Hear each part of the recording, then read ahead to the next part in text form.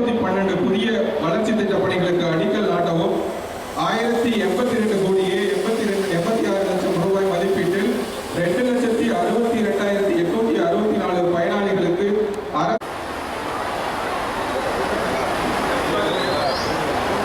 மாண்புமிகு தமிழ்நாடு முதலமைச்சர் அவர்களுக்கு என்னுடைய பணிவான வணக்கங்கள். திண்டுக்கல் மாவட்டத்தில் 1,29,000 பணிகள் நிறைவேற்றப்பட்டிருக்கு.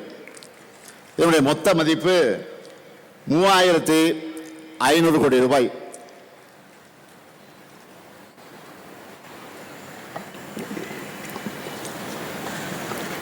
$27,973 பேருக்கு இலவச வீட்டுமனை பட்டா வழங்கப்பட்டிருக்கு.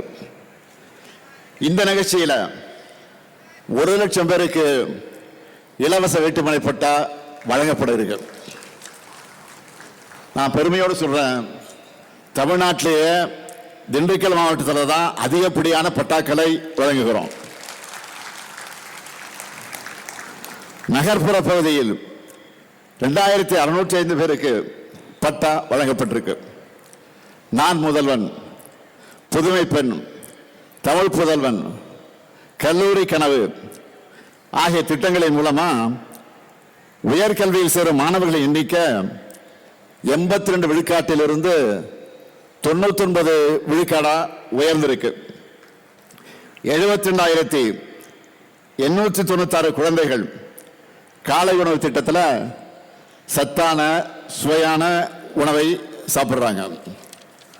கலைஞர் மகளிர் உரிமை திட்டம் மூலமா திண்டுக்கல் மாவட்டத்தில் 4,433 பெண்களுக்கு மாதந்தோறும் 1,000 ரூபாய் உரிமை தொகை வழங்கப்படுது.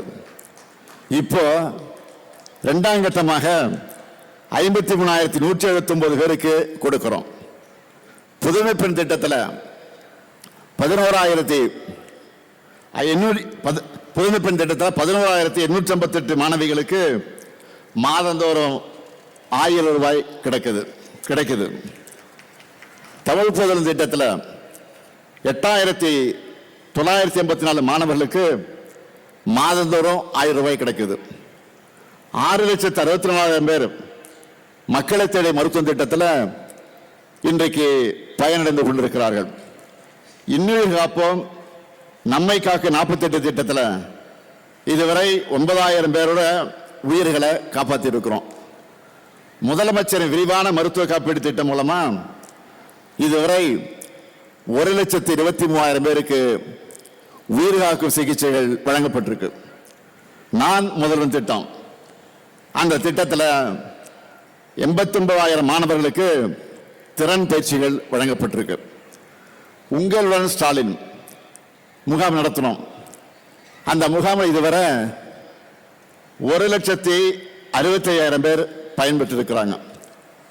அதேபோல் நலம் காக்கும் ஸ்டாலின் அந்த மருத்துவ முகாம்களில் 26,000 பேர் இதுவரை பயனடைந்திருக்கிறாங்க. முதியோருக்கு மாற்று திறனாளிகளுக்கும் ரேஷன் பொருட்களை வீடு தேடி சென்று வழங்குகிற தாய்மான திட்டத்தில் 90,000 பேர் இந்த மாவட்டத்தில் பயன்பெற்றுக் கொண்டு வர்றாங்க. தொடர்ந்து அவங்க பயன்பெற்றுக் கொண்டிருக்கிறாங்க. ஒவ்வொரு மாதமும் அது வழங்கப்பட்டு கொண்டிருக்கிறது.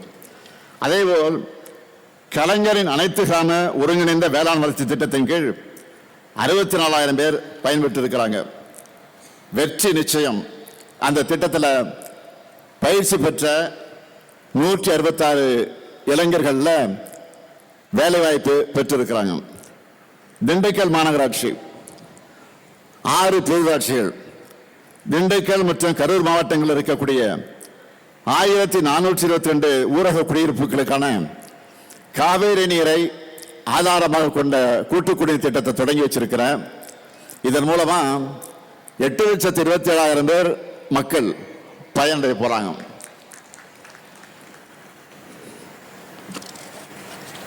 அடுத்து சின்னாலப்பட்டி பாளையம் சித்தையன்கோட்டை வத்தலகுண்டு பேரூராட்சியில் புதிய பேருந்து நிலையங்கள் கட்டப்பட்டிருக்கு. பல்வேறு ஊர்களில் பள்ளிகளில் புதிய வகுப்பறைகள் கட்டப்பட்டு வருது. அருள்மிகு பழனியாண்டவர் மகளிர் கலைக்கல்லூரியில் கூடுதல் வகுப்பறைகள், நூலகம், ஆய்வகம் கட்டப்பட்டு வருது.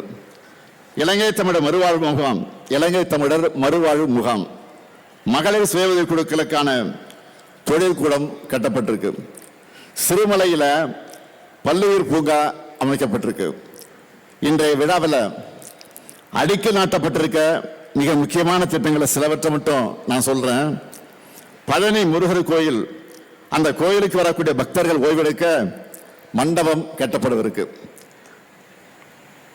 ஒட்டஞ்சத்திரம் நகராட்சி காந்தி மார்க்கெட் வளாகத்தில் மேற்கூரை அமைக்கக்கூடிய பணி நடந்து கொண்டிருக்கிறது.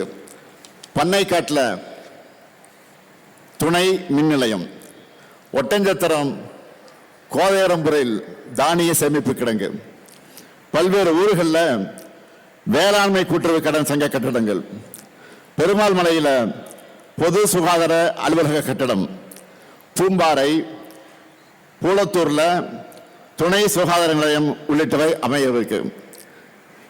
இத்தனை முத்திரை திட்டங்களும் உட்கட்டமைப்பு பணிகளும் சிறு தொடக்கம் மட்டும்தான். அதுக்குன்னு இவ்வளவு தூரம் வந்துட்டு உங்களுக்கான புதிய அறிவிப்புகளை வெளியிடாம நான் போவேனா? போனால்தான் ஐபிஎன் விடுவாரா? சக்கரவாணி தொல்லை தாங்க முடியாதப்புறம் செந்திலாக இருந்தாலும் சரி, இங்க இருக்கக்கூடிய நாடாளுமன்ற உறுப்பினர் ஜோதிமணியாக இருந்தாலும் சரி, அதே போல நம்முடைய மார்க்சிஸ்ட் கம்யூனிஸ்ட் கட்சியினுடைய நாடாளுமன்ற உறுப்பினராக இருந்தாலும் சரி, அவங்களும் தொடர்ந்து கேட்பாங்க. ஆக இதையெல்லாம் உணர்ந்துதான் அடுத்த பாய்ச்சலுக்கான 8 புதிய அறிவிப்புகளை இந்த மேடையில் உங்க முன்னாடி வெளியிடுவதற்கு நான் மகிழ்ச்சி அடைகிறேன். முதலாவது அறிவிப்பு, திண்டுக்கல் மாநகராட்சி பகுதிகளில் சாலை, தெருவிளக்கு, குடிநீர் போன்ற அடிப்படை வசதிகள் 14 கோடியே 20 லட்சம் ரூபாய் செலவில் மேம்படுத்தப்படும்.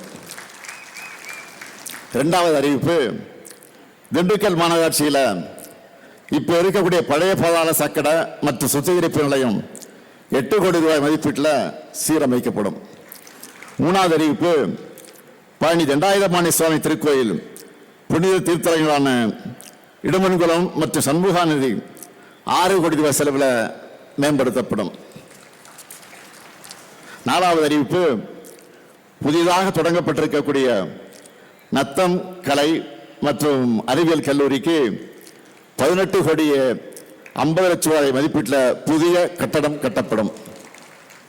ஐந்தாவது அறிவிப்பு, அதிக அளவில் முருங்கை பயிரிடப்படுற ஒட்டஞ்சத்திரத்துக்கு பக்கத்தில் இருக்கக்கூடிய மார்க்கம்பட்டியில் உலகத்தரத்திலான முருங்கை ஏற்றுமதிக்கான பதப்படுத்து தொழிற்சாலை 7 கோடி ரூபாய் செலவில் அமைக்கப்படும்.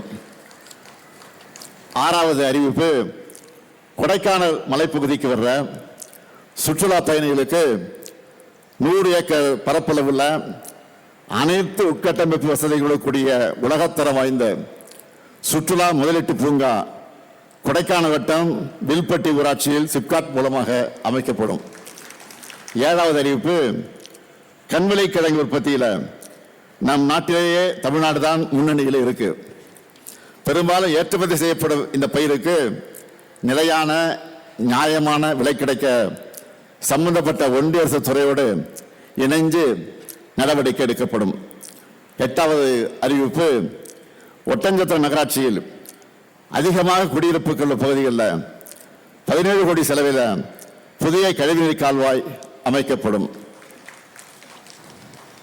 ஆக இப்படி திண்டுக்கலுக்கு மட்டும் இல்ல, ஒவ்வொரு மாவட்டத்துக்கும் என்னென்ன தேவைகள் பார்த்து பார்த்து வேலையெல்லாம் செஞ்சுக்கிட்டு இருக்கோம். இதனால தமிழ்நாடு வரலாறு காணாத வளர்ச்சியை இன்றைக்கு பெற்று வீர நடை போட்டுக் கொண்டிருக்கிறது.